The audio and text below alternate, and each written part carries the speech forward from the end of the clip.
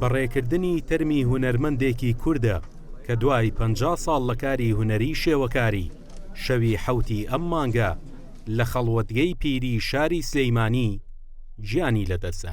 یعنی ئەوەی کە تەسەووری ناکەی بە شێوازێکی زۆر ناخۆش لەسەر جێگە کەوتە بوو، بەردەوام ئۆکسجینی لەسەر بوو، هەناسەی بۆ نائیرانانی بۆ نەئەخورا، بەو شێوەیە بوو.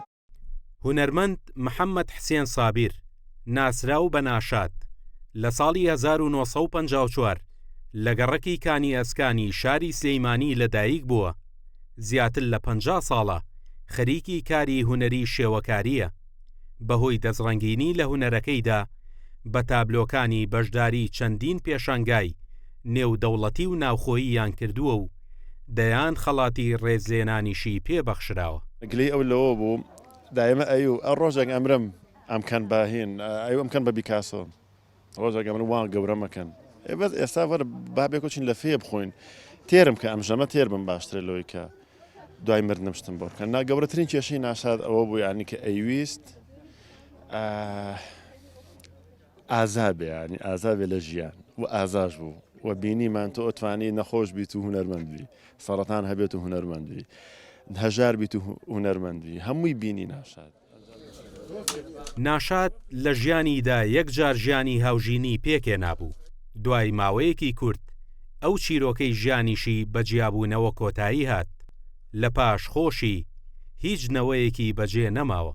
لەوێش هەر بەردەوام بووە لەسەر هونەرکردن، لەسەر خزمەتکردن بە وڵات، لەسەر پیشاندانی هەموو ئەو ئازارانەی کە میلەتی کورد هەیەی بە هەموو شێوازەکانیەوە، لە ئازاری دەربەدەری، لە ئازاری جەنگ، لە ئازاری نەبوونی، لە ئازاری هەموو ئەو جۆرانی کە کورد بە هەموو شێوازێک قەزیەی ناشاد هونەرمەند ناشاد قەزیەشی بەڕاستی نەتەوەیی بوو.